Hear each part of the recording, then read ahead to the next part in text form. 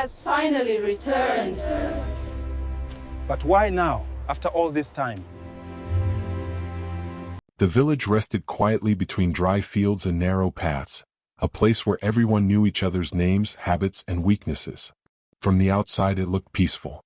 Smoke rose gently from cooking fires. Children ran barefoot across the dust. Elders sat under the old tree at the center, speaking of tradition, respect, and how things had always been done. People greeted one another with practiced smiles. They shared food during festivals and helped rebuild houses after storms. Yet beneath this calm surface lived something harder and colder. Words were weighed not for truth but for power. Kindness was praised in stories, but rarely shown to those who did not belong. The village was close-knit, but it was also sharp-edged. Gossip moved faster than truth. A small mistake could follow a person for years. Outsiders were watched with suspicion, and those who looked weak were treated as lessons rather than humans. The villagers believed they were good people because they followed rules. They did not see how easily rules became excuses. That afternoon began like any other. The sun hung low and heavy. The market buzzed softly with trade and quiet laughter. Nothing warned them that something was about to change. Then the stranger appeared. He walked in from the road slowly as if each step cost him effort. Dust clung to his feet and clothes. His shirt was torn at the shoulder, his trousers faded and thin. He looked tired in a way that sleep could not fix. His face carried lines of long travel and long silence. No one saw where he came from. He was simply there. Conversations stopped one by one. A trader paused mid-sale. A woman holding vegetables turned to stare. Even the children slowed their play. The air shifted, not with danger, but with discomfort. The stranger did not announce himself. He did not ask for help. He stood quietly near the edge of the market, eyes moving slowly across the village. When he looked at people, he did not stare long. Yet his gaze felt heavy, as if it rested deeper than skin. Some felt uneasy without knowing why. An elder frowned, feeling watched. A trader suddenly felt ashamed for reasons he could not name. A young man laughed loudly, hoping to break the tension, but the sound rang hollow. The stranger's eyes were calm. Too calm.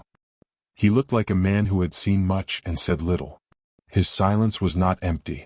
It felt full, as if he was listening to things no one else could hear. People began to whisper. Who is he? Why is he here? What does he want? Fear does not always show itself as fear. Sometimes it hides behind judgment. Someone noticed his clothes and sneered.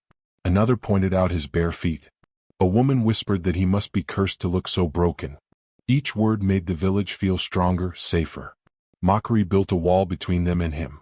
The stranger shifted slightly, as if aware of every word. Yet he said nothing. A dog nearby stopped barking and sat still, watching him. Birds on the roof grew quiet. The wind seemed to slow. The villagers did not notice these things. They were too busy protecting themselves from their own discomfort. Finally, a young man laughed openly. He spoke loudly, drawing attention to the stranger's torn clothes and tired face. Others joined in. Laughter spread like fire through dry grass. It felt easier to laugh than to question why his presence felt wrong. The stranger lowered his eyes. His shoulders sank slightly, not in anger but in acceptance. That moment sealed something unseen. The village felt relief. The tension broke. They believed they had put the stranger in his place. They did not realize they had revealed their own hearts. As the laughter faded, the stranger remained standing there, quiet and still. His face showed no hatred. Only sadness, deep and patient. The sun dipped lower. Shadows grew longer. No one offered him water. No one asked his name. And though the village returned to its normal noise, something had changed. The stranger had arrived. And the test had already begun. By the next morning, the stranger's presence had settled into the village like a stone dropped into still water. The ripples were quiet, but they touched everyone. People spoke of him casually now, as if turning him into a topic made him smaller and easier to control. His name was never asked. Instead, he was called the man, the beggar, or that stranger. The village woke as it always did. Smoke rose from clay stoves. Women swept dust from their doorways. Traders counted their goods with careful eyes. Elders gathered beneath the old tree, leaning on carved sticks and speaking in low, confident voices. They believed wisdom lived in age and tradition, and that questioning either was a sign of disrespect. These elders often spoke about unity and morality. They warned the young about shame and honor. Yet when a poor farmer lost his land years ago through dishonest deals, they had remained silent. Silence in this village was often mistaken for peace.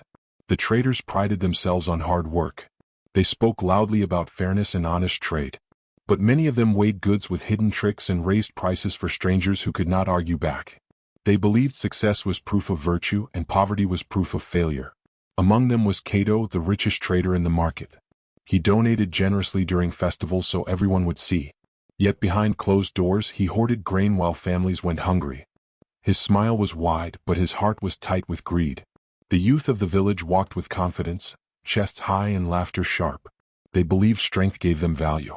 Weakness to them was an invitation. Leading them was Django, known for his loud voice and cruel jokes. He was praised for his bravery, even when his courage was nothing more than bullying wrapped in laughter. Religious leaders stood apart, dressed in clean robes, speaking of mercy and humility. People bowed when they passed. But their words often ended at the edge of the altar. They scolded the poor more than the proud, and they protected their own mistakes with long prayers and short memories. Then there was Nala. She smiled often and spoke softly, earning trust easily. People shared their worries with her, not knowing she fed on secrets like food. Envy lived behind her gentle eyes. Together, these people formed the heart of the village. From the outside they looked respectable, united, and moral. Inside they were divided by pride, fear, and quiet cruelty. The stranger moved through this world like a mirror no one wanted to face. As days passed, mockery became routine. People laughed when he walked by. Children were encouraged to stare.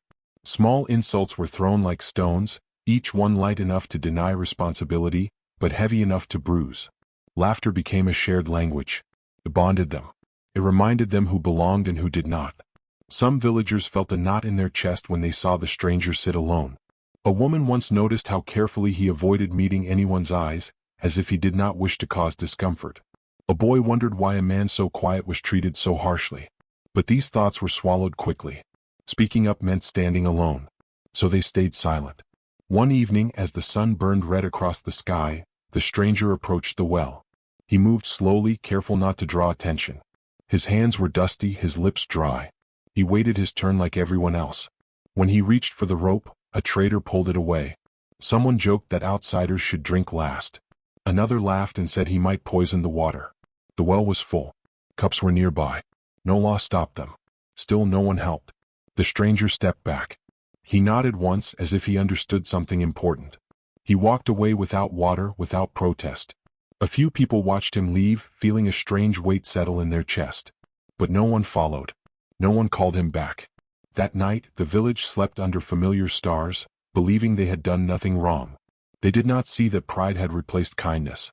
They did not know that by denying him something so small, they had revealed something very large. And the stranger, unseen in the darkness, carried their truth with him in silence. By the third day, the stranger had become part of the village's routine, though no one truly accepted him as part of their world. He was there in the mornings, sitting near the edge of the market, quiet and still. He was there in the evenings, resting beneath a broken fence where the grass barely grew. He took up space, but he asked for nothing. What unsettled the villagers most was how he endured everything. He did not argue when mocked. He did not raise his voice when insulted. When laughter followed him, he lowered his head and continued walking. His silence was steady, not weak. It was the silence of someone who had learned that words were sometimes wasted. People began to invent stories to explain him. Some said he was a criminal hiding from his past. Others claimed he was cursed, sent as a warning from unseen forces. A few whispered that he was mad, because no sane man would accept such treatment without anger. Each story said more about the villagers than it did about him. No one asked him his name. Animals reacted to him in ways that felt wrong. Dogs, usually quick to bark at strangers, watched him pass without sound. Goats refused to move when he stood nearby, as if sensing something they could not understand. Birds often flew away when he approached, yet returned moments later, settling quietly as if drawn back by an invisible pull. The elders felt it most at night. Sleep brought them uneasy dreams. They dreamed of old choices they had buried, of faces they had wronged, of words spoken in cruelty that now echoed loudly. When they woke, they blamed the heat, the season, or age. They did not speak of the stranger, but his shadow followed their thoughts. Despite everything, the stranger showed kindness in small, almost invisible ways. When a fence collapsed near the fields, he repaired it quietly before dawn, using broken wood others had thrown away. When a basket fell in the market, he gathered the scattered grain and returned it without keeping a single piece. Once, when a child wandered too close to the road, the stranger guided him back gently, stepping away before anyone could accuse him of anything. These acts were noticed but not acknowledged. Gratitude required humility, and humility was rare in the village. One afternoon, the sky darkened early. Wind stirred dust through the market. As people rushed to cover their goods, a wooden stand collapsed near a small girl. Before anyone reacted, the stranger moved. He caught the stand, steadying it with his body.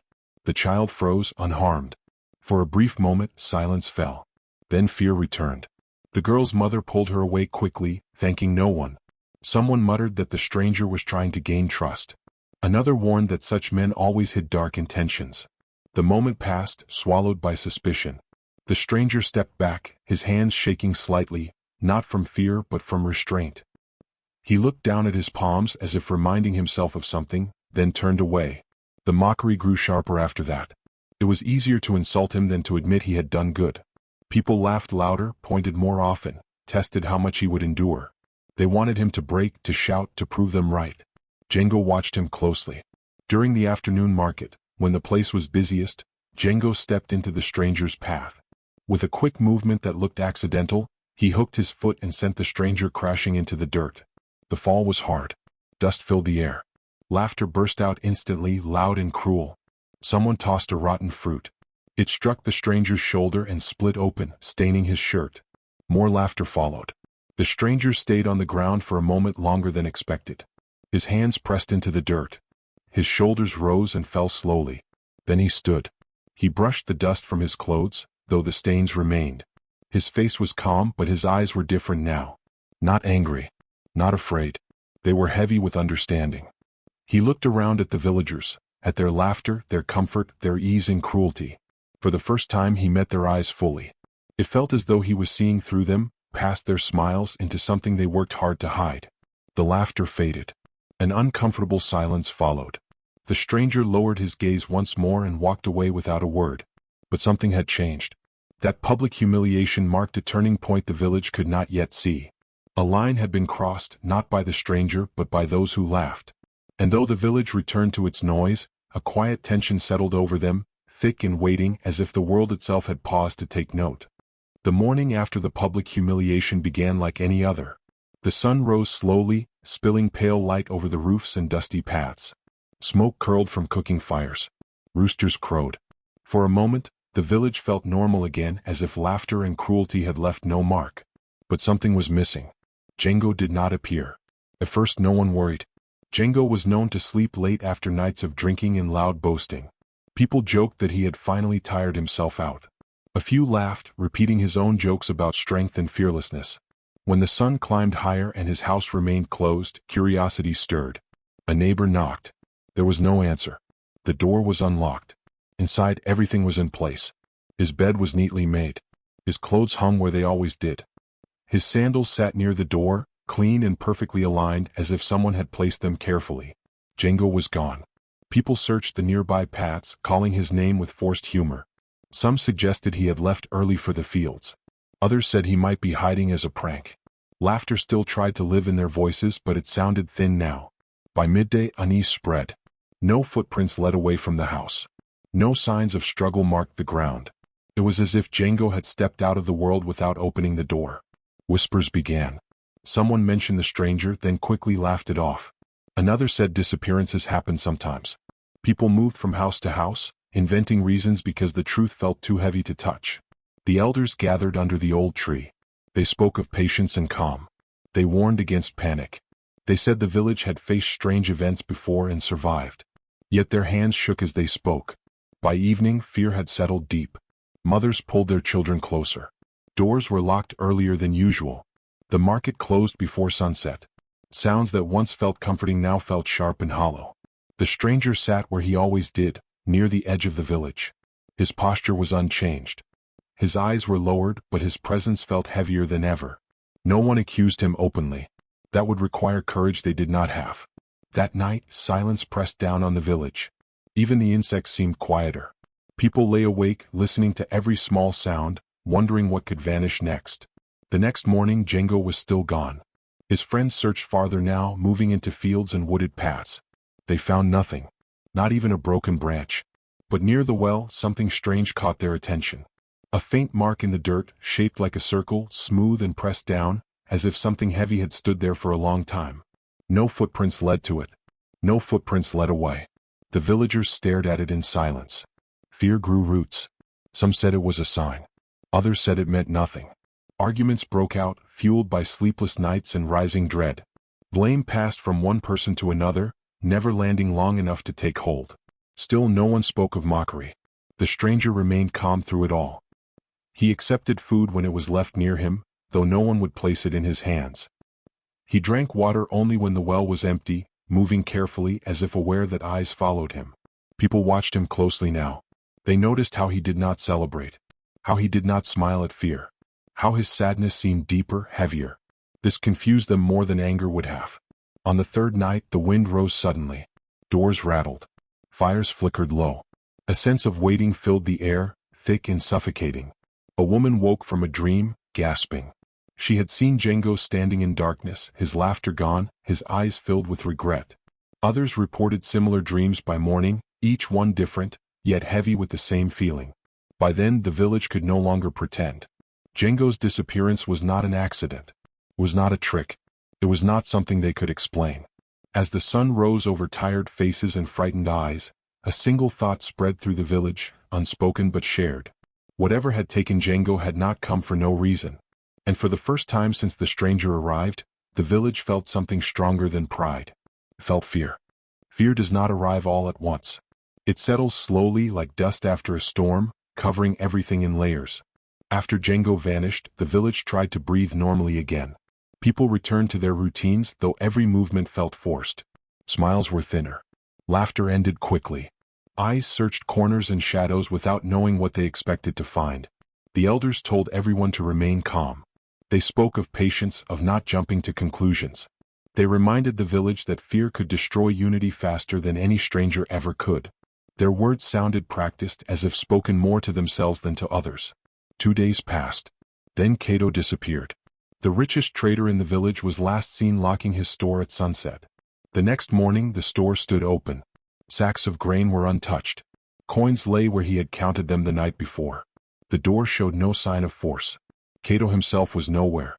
Panic stirred more openly this time. People searched the roads, the fields, the riverbanks. They called his name without humor. His wealth, once a source of pride, now felt like a mockery. What use was gold if it could not keep a man in the world? Whispers sharpened. Some claimed thieves had taken him. Others said he had fled with secret riches. But those explanations collapsed under their own weight. Why leave everything behind? Why vanish without a trace? That night, fear spread from house to house like an illness. Parents argued in low voices. Old grudges surfaced. Every person began to count their past actions, measuring words they had spoken, laughs they had shared, moments of cruelty they had dismissed as harmless. The next disappearance came faster. Mara, one of the elders, failed to appear at the morning gathering. Her walking stick leaned against her doorway. Her bed was cold. Her prayers lay unfinished on the table. Mara had been known for her sharp tongue and quiet influence. She destroyed reputations with soft words and polite concern. Many had feared her, few had challenged her. Now she too was gone. By the end of that week, Nala vanished. Her house was perfectly clean. Her mirror lay cracked on the floor, though no one remembered hearing it break. People stared at the broken glass, seeing their own reflections twisted and unfamiliar. The pattern was no longer hidden. Each person who vanished had mocked the stranger openly. Each had taken part in turning cruelty into entertainment. Each disappearance felt personal, tailored, as if the village itself were being examined and corrected piece by piece. Panic took full hold. People accused one another. Some claimed others had angered unseen forces. Old secrets burst into the open. A man admitted cheating his brother years ago. A woman confessed to spreading lies that ruined a family. These confessions did not bring peace. They brought more fear. Everyone was searching for a way out. Those who had laughed loudest now avoided the market. They stayed indoors, locking doors that had never been locked before. The village felt smaller, tighter, like a trap closing in. And still the stranger remained. He moved quietly, his presence steady, unchanged. He did not hide. He did not run. He simply existed like a stone that the river must flow around. Some villagers watched him with hatred now. Others watched with dread. A few watched with growing shame. At night, strange things were noticed. The wind would stop suddenly as if listening. Lamps would flicker without reason. Dreams grew heavier, filled with faces of the missing, their eyes full of regret rather than anger. Sleep became rare. The youth of the village began turning on one another. Accusations flew. Old rivalries reignited. Strength no longer felt like protection. It felt like a target. Those who had stayed silent during the mockery believed they were safe. They told themselves that laughter was the crime, not silence. That cruelty belonged only to those who spoke it aloud. Yet fear did not agree. Everyone began to understand something terrible. The disappearances were not random. They were not accidents. They were not finished. The village gathered one evening, drawn together by panic rather than tradition. Faces were pale. Voices shook. No one laughed anymore. Someone finally said the thought that had haunted them all. This was judgment. The word hung in the air, heavy and unwelcome. They looked toward the edge of the village, where the stranger sat alone. Firelight touched his face softly. He looked tired but calm. His eyes reflected the flames, steady and unafraid. In that moment, the truth settled deep into the village's bones. The chain had begun. And it would not stop until it had passed through every heart that had chosen cruelty over kindness. By the time the fifth person vanished, the village was no longer held together by habit or tradition. It was held together by fear. The air felt heavy as if every breath carried the weight of past mistakes. People moved carefully now, watching their words, watching one another, watching the stranger from a distance they did not dare to close. Sleep had become an enemy. Night after night, villagers woke in sweat, hearts pounding, minds filled with images they could not escape. They dreamed of faces they had laughed at, of moments when kindness had been an easy choice, and cruelty had felt easier. Some dreamed of the missing standing at their doorways, silent, not accusing, just watching. These dreams hurt more than threats ever could. When morning came, guilt followed them into the light. Confessions began quietly. A woman admitted she had once spread a lie that destroyed a marriage. A man confessed to stealing land from a widow years ago. Another revealed how he had enjoyed humiliating the weak, calling it strength. These confessions were not made in courage but in fear. People hoped that admitting their sins would protect them. It did not. The disappearances did not stop. Religious leaders stepped forward, desperate to restore control. They organized prayers that lasted all night. They burned incense and spoke ancient words meant to chase away darkness. The village gathered, kneeling together, begging for mercy they had never offered to others. Still nothing changed. Their prayers echoed into the night and returned empty. As fear deepened, authority collapsed. Elders who once commanded respect were now questioned openly. Traders who once held power through wealth were avoided, as if their riches might bring danger. Strength no longer earned praise. Silence no longer felt safe. The village began to fracture. Neighbors who had lived side by side for decades stopped trusting one another. People counted laughs, remembered faces, measured guilt. No one knew where the line was drawn or when it would be their turn. In the middle of this unraveling stood the stranger. He remained calm, unchanged, as if fear could not touch him. He accepted food only when it was left without mockery. He spoke rarely, and when he did, his words were gentle and few. He did not hide from the villagers, nor did he approach them without being called. This unsettled them more than anger would have. Among the villagers was Ao. Ao was not powerful. He was not wealthy. He was not admired. He was simply a man who had watched the stranger arrive and chosen to remain quiet, not out of fear but uncertainty. He had never laughed. He had never joined the mockery. He had once left bread near the stranger without being seen. Now Ao became something rare in the village, a steady presence. While others panicked, Ao listened. He comforted those breaking under guilt. He reminded them of choices they still had, even if those choices felt small. Some began to gather near him, drawn by the calm he carried. Still, disappearances continued. Each time, fear tightened its grip. Each time, guilt deepened.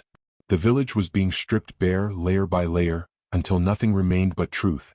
Finally, desperation overcame pride.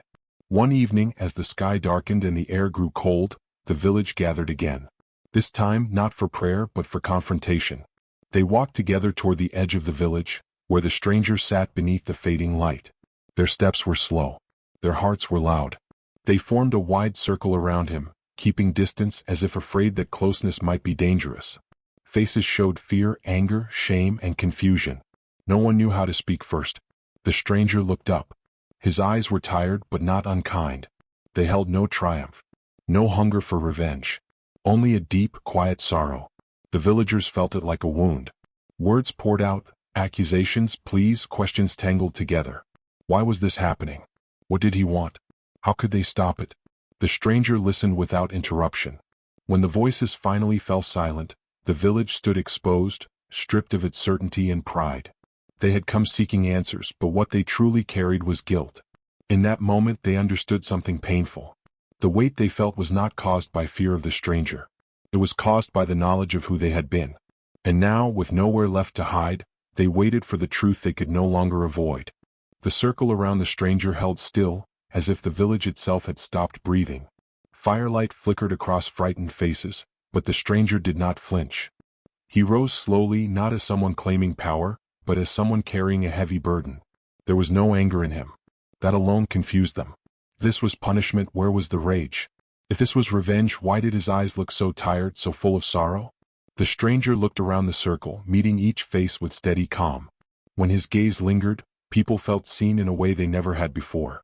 Not judged by words or status, but by intention. And then, something strange began to happen. The night grew quieter. The wind slowed. The fire burned steady without smoke. It felt as though the world itself leaned closer to listen. The villagers began to understand without being told. The stranger was not a man driven by hatred. He was not here to harm. He was not even here to accuse. His presence had been a mirror, nothing more, and nothing less. The disappearances had not come from his hands. They had come from what the village revealed. Each person who vanished had already crossed a line long before the stranger arrived. They had chosen mockery over mercy, cruelty over dignity. The stranger's arrival had not created their sins. It had only exposed them. Understanding spread slowly, painfully. The villagers remembered moments they had dismissed as harmless laughter. Words they had thrown without care. How easily they had turned someone's suffering into entertainment. Those moments now stood tall, undeniable. The stranger's eyes lowered, heavy with sorrow. He did not rejoice in what had happened. The disappearances weighed on him as much as they haunted the village. He carried grief for those lost, not because they were innocent but because they could have been better. Judgment had come, but not in anger. It had come as consequence. The rule revealed itself clearly now, simple and terrible in its fairness. It was not poverty or weakness that sealed fate. It was mockery, dehumanization, the refusal to see another as worthy of dignity. Those who laughed when kindness was needed had judged themselves. Those who stayed silent still stood on uncertain ground, spared only by time, not innocence. A wave of emotion passed through the village. Some fell to their knees, overwhelmed by shame. Others clenched their fists, struggling against the truth. A few felt anger rise, not toward the stranger, but toward themselves. The stranger spoke gently, his voice calm and low, as if he did not wish to disturb the fragile understanding forming in the air. His words were few, but they carried weight. He did not offer forgiveness freely. He did not promise safety. He offered something harder, a chance to change. The past could not be undone. The vanished would not return. No ritual or apology could reverse what had already taken place. But the future was still unwritten. The village could continue to live as it had, hiding cruelty behind tradition, calling silence peace, calling laughter harmless. Or it could face itself honestly and choose something better, something truer. The stranger's sorrow deepened as he looked at them.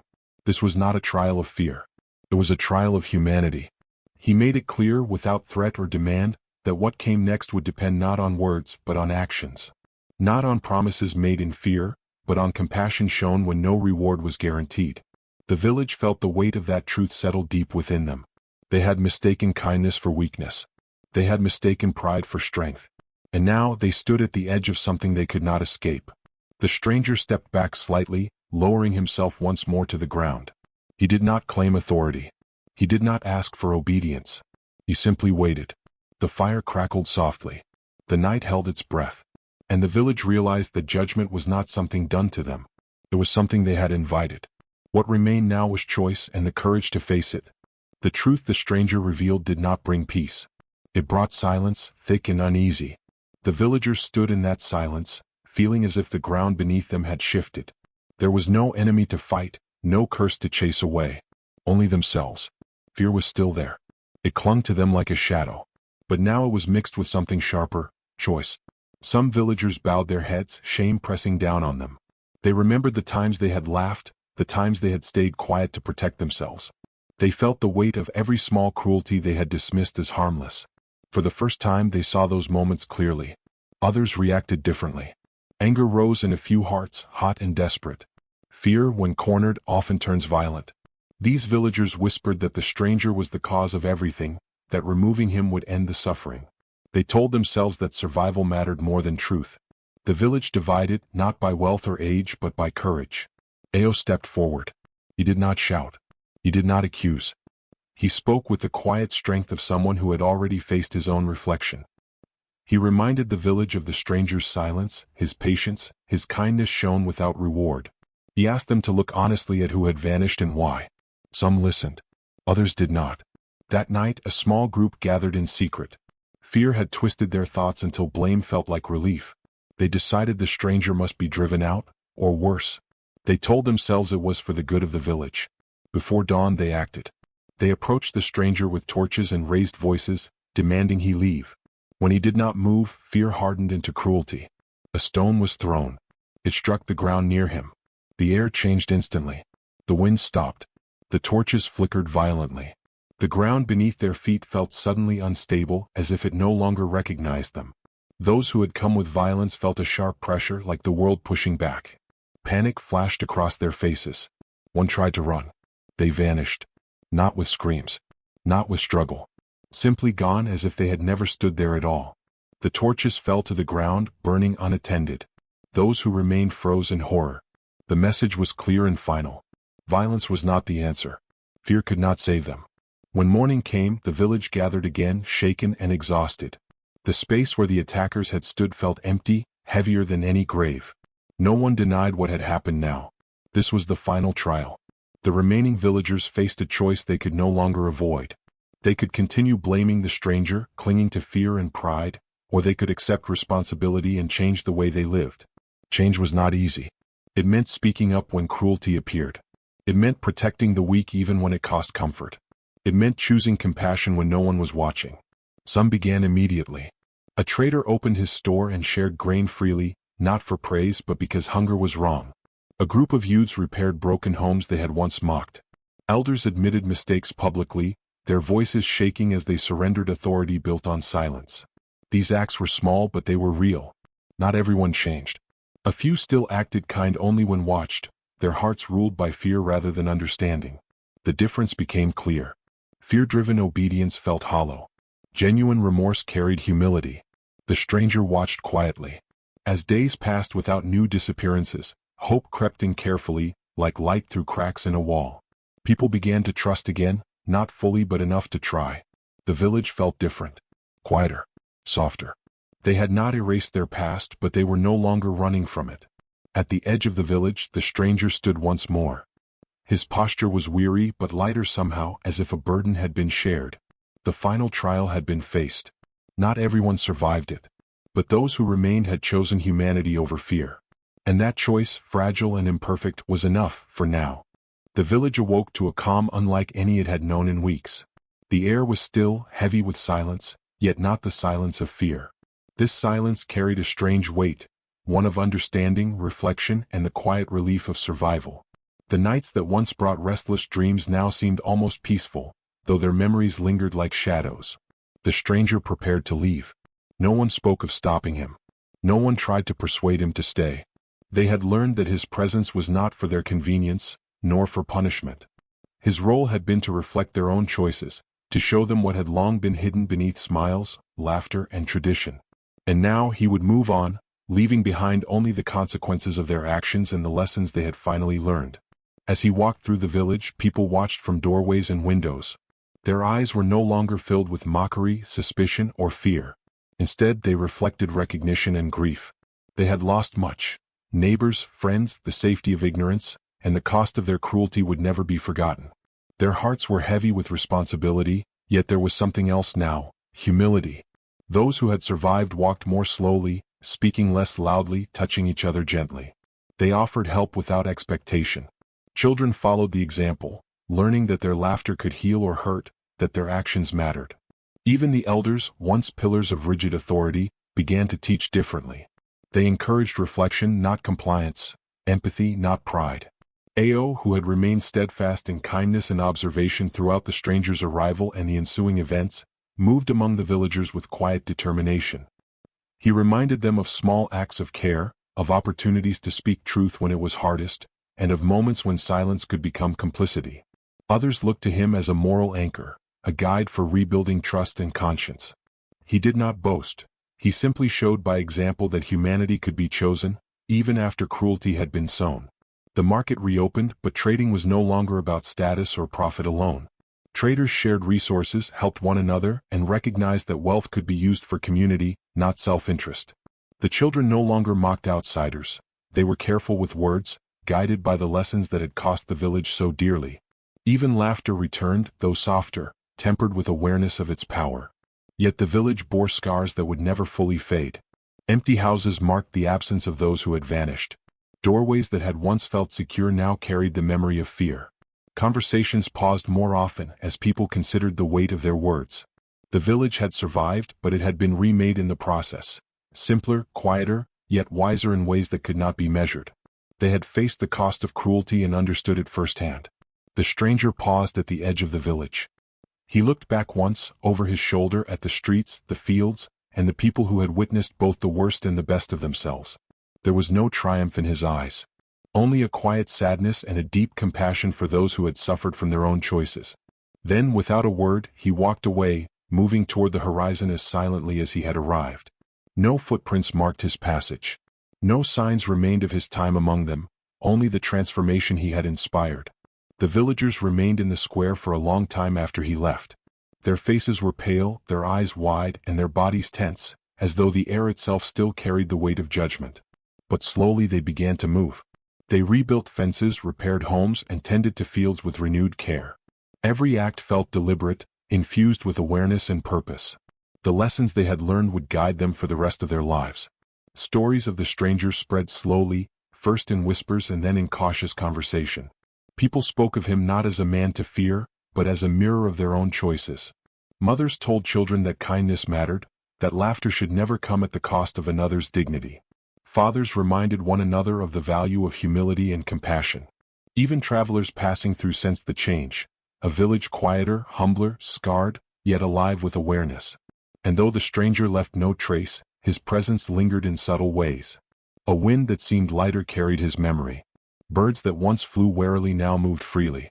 The village knew that judgment often arrives quietly, not with fire or rage but as a test of conscience.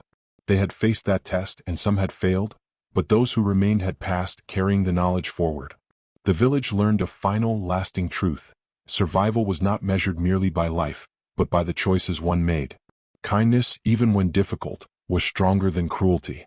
Awareness was stronger than denial.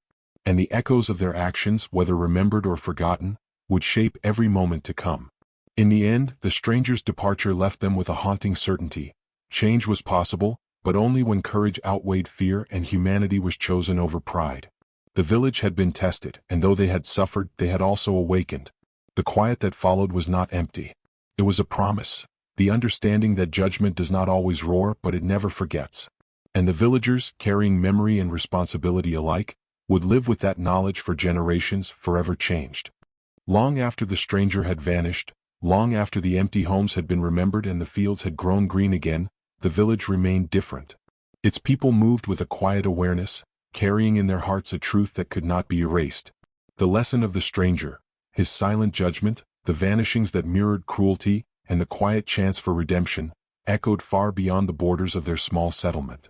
It was said later that travelers passing through sensed a change in the village long before they saw it. The laughter of children was gentler. Conversations carried thoughtfulness. Strangers were greeted with respect, not suspicion. People shared food and stories freely, aware now that compassion was more than a choice, it was a responsibility.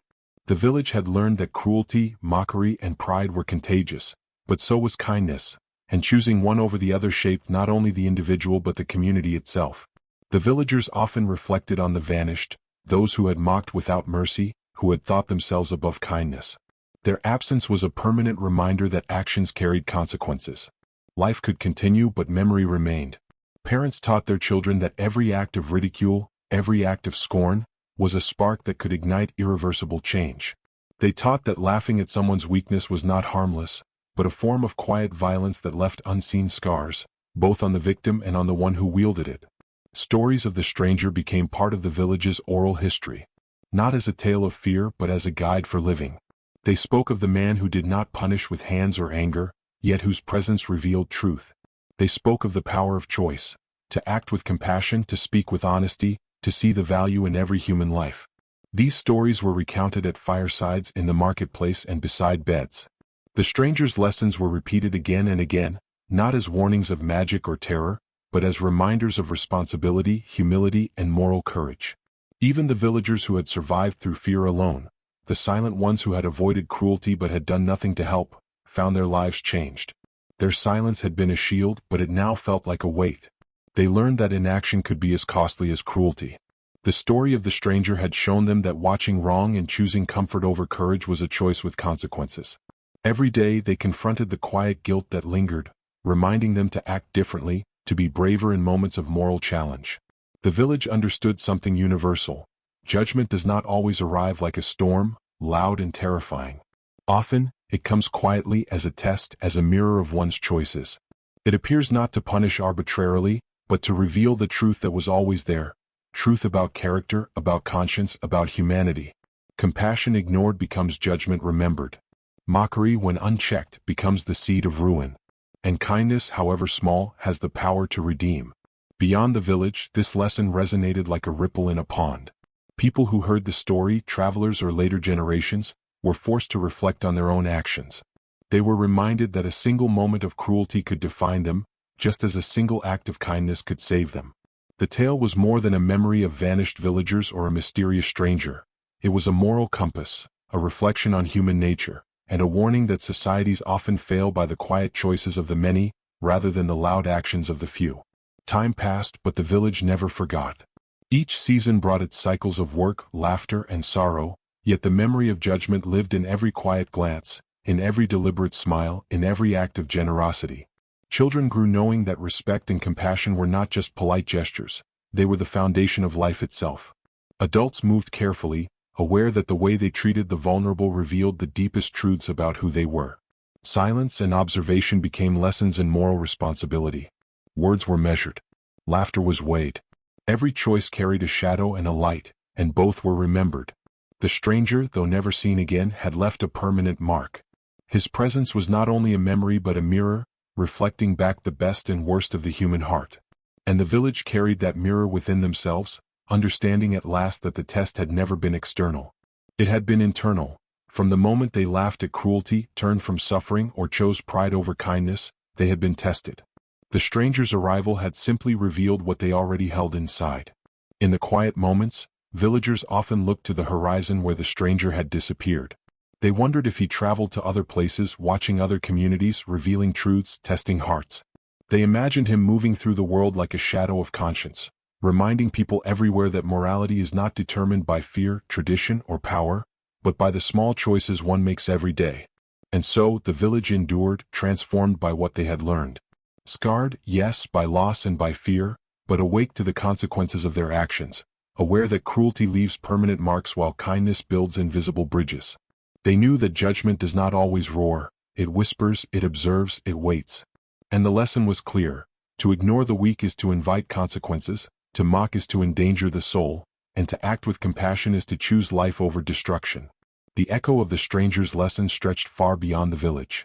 It became timeless, reminding everyone who heard it that humanity is measured not by words alone, but by actions, by the courage to care, the humility to reflect, and the compassion to act when it matters most. The story remained, a quiet warning that would live on forever, that cruelty, even in jest, can never be erased, and that kindness, even unseen, always matters.